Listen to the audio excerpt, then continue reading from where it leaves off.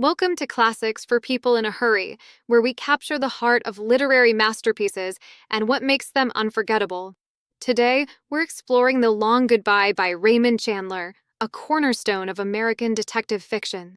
More than a whodunit, it's a story about flawed humanity, blurred morals, and the quiet ache of loss. Now, let's start with some context. Raymond Chandler wasn't just another mystery writer, he was a game changer. By the time The Long Goodbye came out, his second-to-last novel, Chandler had already reshaped detective fiction forever. He didn't just write whodunits, he elevated them into literature. For Chandler, detective stories weren't about puzzles or clever solutions, they were about people. Real, flawed, uncomfortably human people.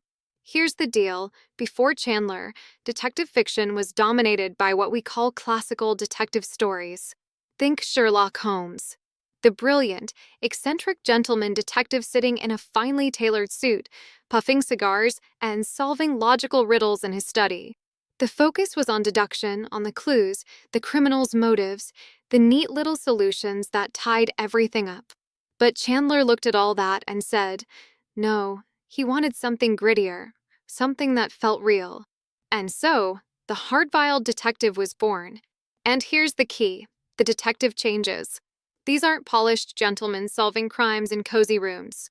These are weary, determined private detectives navigating corrupt worlds where justice feels elusive and morality is rarely clear. They don't solve cases so much as they survive them. And no one did it better than Raymond Chandler. Chandler took this genre and smashed it wide open. He wrote with such brilliance that critics, literary elites, and even people who never touched a mystery novel were forced to pay attention. His influence reaches far beyond crime fiction. Take Haruki Murakami, one of Japan's most celebrated writers. Murakami admired Chandler's work so deeply that he translated The Long Goodbye into Japanese. When you can't match Chandler, you translate him. That's respect. So what makes The Long Goodbye special? It's not just about solving a murder. Yes, a wealthy woman dies and someone's to blame. But this isn't just a whodidit, it's a why did it happen. It's about good people doing bad things. It's about what happens when values, desires, and weaknesses collide, often in tragic ways. In a way, it feels like a modern Greek tragedy. Something precious is destroyed, and we're left to ask ourselves why. And let me warn you, this book doesn't hold your hand. Chandler structures it like a puzzle. At first, the story feels disjointed. You'll be wondering how the pieces fit. But here's where Chandler's genius shines. The novel is told entirely from the perspective of Philip Marlowe, the detective. You're not just reading, you're experiencing. You're in Marlowe's shoes, seeing what he sees, learning what he learns. You're playing detective too. This first-person perspective feels natural to us now, but at the time, it was revolutionary. Most novels then used an all-knowing narrator, a voice that could tell you everything. But Chandler knew that wouldn't work for a mystery. I mean, what's the point of a narrator who knows the killer and just refuses to tell you? By putting us inside Marlowe's mind, Chandler drags us into the mess, every twist, every discovery, every frustration. But here's the real magic. The Long Goodbye isn't just a detective story. It's a portrait of a world where good and evil aren't clear-cut. The villains? They're not mustache-twirling monsters. The heroes? They're battered, flawed, and sometimes barely distinguishable from the bad guys. Chandler understood that people, real people, are messy, capable of immense kindness and terrible cruelty. And that's why this book hits so hard. It's not about solving a case. It's about understanding people and the choices they make. Let's dive into the first 10 chapters, where Chandler masterfully sets the stage. The pacing is deliberate, the tone haunting, and every moment holds a hidden question, waiting for us to stumble onto it. Here's where it begins: a parking lot outside a club in Los Angeles, late one night. It's October, maybe November. The scene feels mundane, forgettable, until Philip Marlowe, our hard-bitten private detective, notices him. A man slumped on the ground, drunk, disheveled, a mess. Terry Lennox. White hair, faint scars, a pale cheek, like someone who's seen too much but still looks impossibly young and handsome. Most people would walk on by. Not Marlowe. He doesn't know why, but he scoops Lennox up, takes him home, sobers him up, and drops him off at his apartment. It's not a calculated decision, it's instinct. Something about Terry Lennox clicks. And that's where the puzzle begins. Fast forward a month. Marlowe bumps into Lennox again. Same story. Drunk, this time almost hauled off by the cops as a vagrant. Marlowe steps in. They talk. Lennox opens up. He's been abandoned by his ex-wife, Sylvia. She's young, beautiful, and filthy rich. Lennox, though? He's broke, but not bitter. Just broken. He says he wants to get to Las Vegas, but doesn't have the cash. Marlowe hands him $100. No hesitation. $100, a fortune back then. And here's where we pause, because the question creeps in, why? Why does Marlowe keep helping this man? Time jumps again. March. Lennox returns, but this time, he's transformed. He's remarried Sylvia, the same Sylvia, and he's cleaned up. Sharp suit, polished manners. For months, Marlowe and Lennox share drinks at Victor's bar. Gimlets, half gin, half Rose's lime juice. A small detail, a throwaway drink. But with Chandler, nothing's a throwaway. That gimlet, that tiny slice of nostalgia, is going to mean more than we think. Lennox reveals more. Sylvia isn't just young and beautiful, she's manipulative, hollow, and cruel. She's the youngest daughter of a San Francisco millionaire, married 5 times before. Lennox is number 6. He complains about her constantly, and Marlowe? He's starting to lose patience. He liked Lennox better when he was a silent drunk, not this man unraveling with regret. And then it happens. The final meeting. A June morning. Lennox shows up at Marlowe's place, frazzled, pale, and terrified. Sylvia is dead. Murdered. Lennox swears he didn't do it, but he has to run. And what does Marlowe do? He helps him. Drives him part of the way, even though it's reckless. Even though he knows it could cost him. Why? Because Marlowe believes him. He believes Terry Lennox didn't kill his wife. The fallout is immediate. Marlowe is dragged to the police station. Beaten. Thrown in jail for 3 days. Then the news breaks. Lennox has confessed in a handwritten note. He's dead. Suicide. Case closed. But is it? This is where Chandler pulls the rug out from under us. 3 quiet questions linger. First, why does Marlowe keep helping Lennox? Second, why did Lennox divorce Sylvia only to remarry her? And third, did Lennox really kill Sylvia? We'll get answers to the second and third questions in time. But for now, let's focus on that first one. Why does Marlowe help Terry Lennox? It's not a small question. A drunk staggering out of a club wasn't unusual in 1950s Los Angeles. So why Lennox? Why go to such lengths for him? The answer lies in the details. Lennox, even at rock bottom, drunk, abandoned, holds on to something rare, dignity. And not just polite manners. A deeper kind of dignity. A stubborn decency that refuses to let go, no matter how far he's fallen. And that resonates with Marlowe. Because Marlowe is cut from the same cloth. Critics call Marlowe noble, but not because he's perfect. He's not. He's sarcastic, cynical, and endlessly stubborn. But underneath the tough guy exterior, there's a spine of steel. A moral compass that doesn't bend. Marlowe believes in justice, not the kind in law books, but the kind that comes from doing the right thing, even when it costs you. And for Marlowe, it always costs him. Here's the truth. Marlowe and Lennox don't belong in Chandler's Los Angeles. 1950s America was a world soaked in hedonism, obsessed with appearances, indifferent to right and wrong. A cynical, pragmatic culture. But here are these 2 men, Marlowe and Lennox, refusing to play by those rules. Lennox walks away from wealth because he can't stomach the lies. And Marlowe? He helps a man the world would ignore because he knows Lennox is different.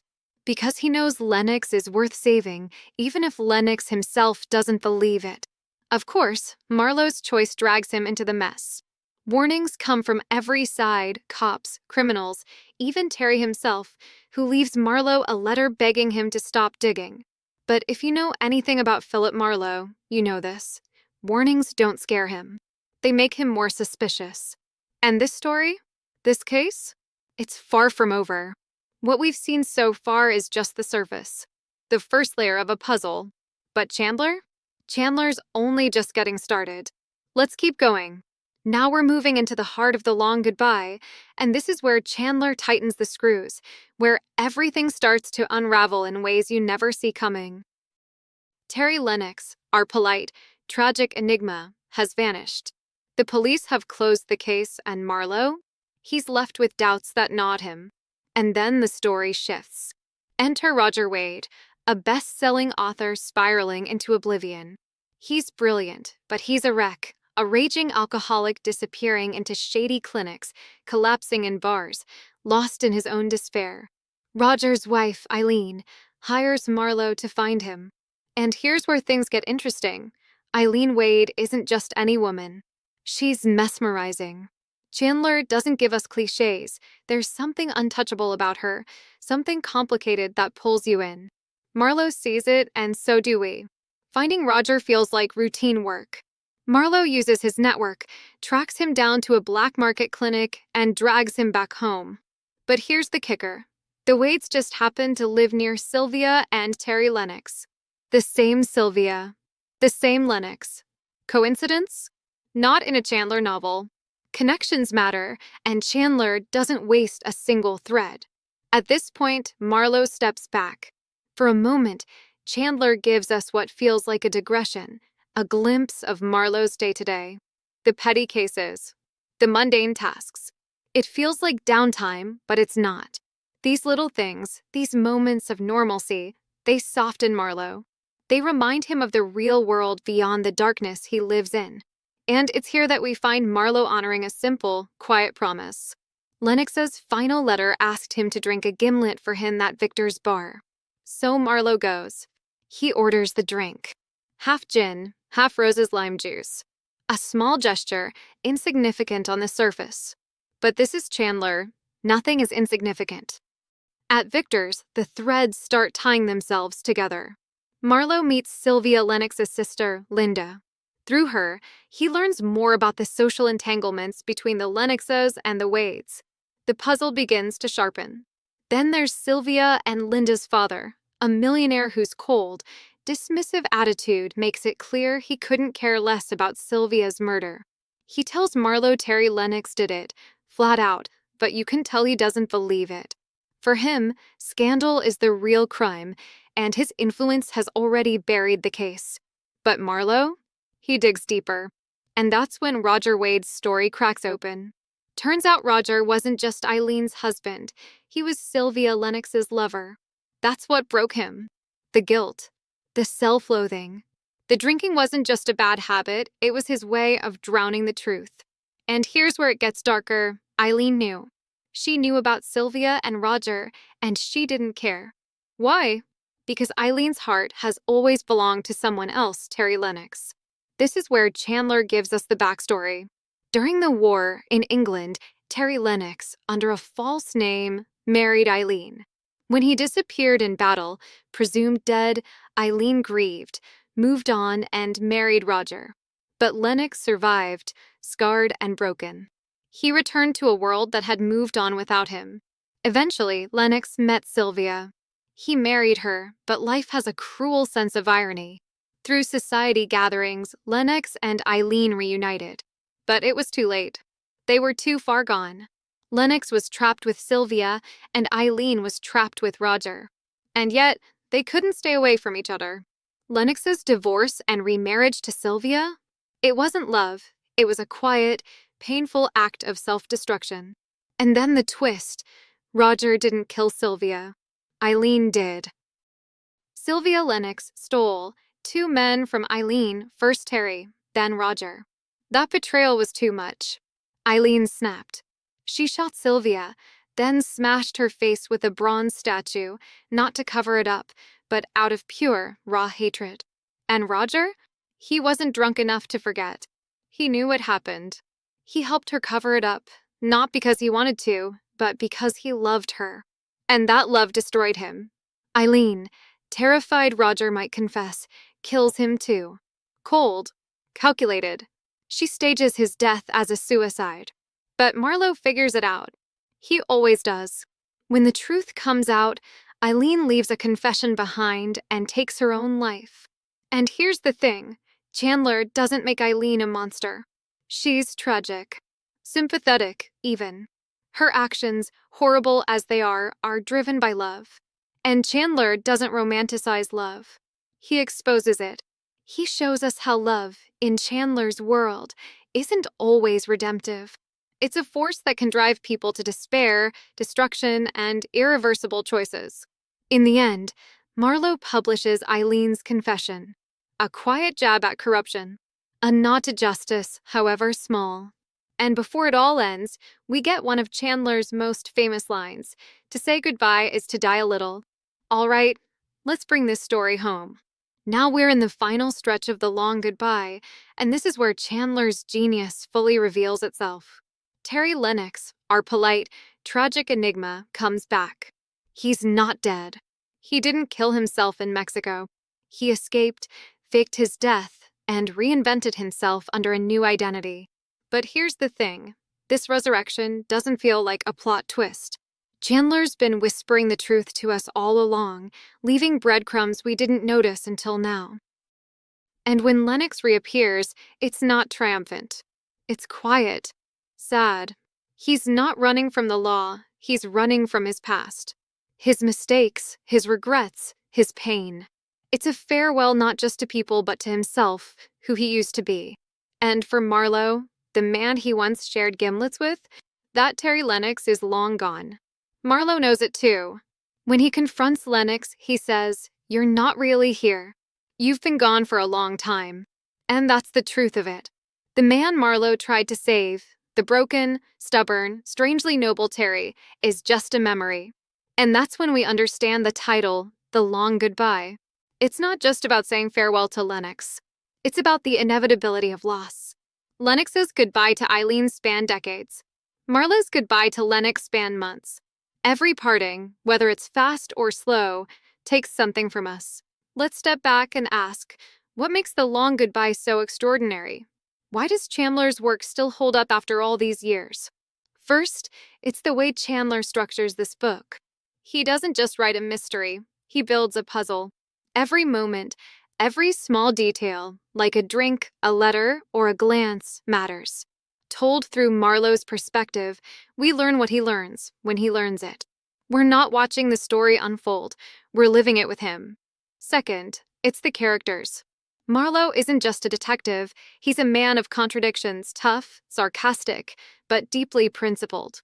He's surrounded by characters who feel real, who bleed on the page. Terry Lennox, Eileen Wade, Roger Wade, they're flawed, messy, and unforgettable. But the real magic? It's Chandler's ambition. He isn't content with solving a crime. He's writing about something bigger. 1950s America, a society obsessed with appearances, where corruption wins and love doesn't save us. He shows us that heroes aren't pure, villains aren't always evil, and love can destroy just as easily as it can redeem. And finally, there's the emotional core of the novel. Chandler wrote this while his wife was gravely ill. By the time he finished, she was gone. That grief seeps into the book. Marlowe's case isn't just a job, it's his way of holding on to something he knows he's already lost. All right, let's wrap this up. What are the takeaways? First, Raymond Chandler. You can't talk about detective fiction, especially the hard-boiled kind, without him. He didn't just write within the genre, he shaped it. He gave it grit, style, and humanity, elevating it far beyond the puzzle box mysteries of his time. And The Long Goodbye? That's the pinnacle of everything he was building toward. It's where his themes, his voice, and his ambition align to deliver a masterpiece, one that still stands unmatched decades later. Second, let's talk about why hard-boiled fiction works. It's not about neat endings or a hero saving the day. It's about reality, messy, unfair, and often unresolved. Chandler doesn't sugarcoat it. In The Long Goodbye, he calls out police corruption, the rot of wealth and power, and a society obsessed with appearances. And he does it with sharp wit and brutal honesty. The result? A detective story that transcends its genre. This isn't just pulp fiction. It's literature. Third, the technical brilliance. Chandler was a master of first-person narration. Through Marlowe's eyes, you don't just see the story, you live it. The loneliness of Los Angeles, the smell of the rain, the sting of every drink. And the structure? At first, it feels loose, fragmented, like it's wandering. But here's the genius. Every piece, every minor moment is a thread. And when Marlowe pulls that final thread, the whole thing clicks into place. It's subtle, it's masterful, and it lingers. Fourth, there's Chandler's understanding of human nature. He didn't write heroes and villains, he wrote people. Flawed, messy, broken people. In The Long Goodbye, love isn't a fairy tale, it's destructive.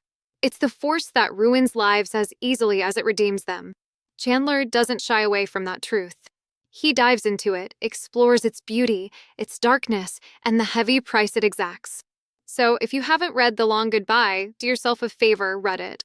If this story struck a chord, let me know in the comments. What's a goodbye that stayed with you?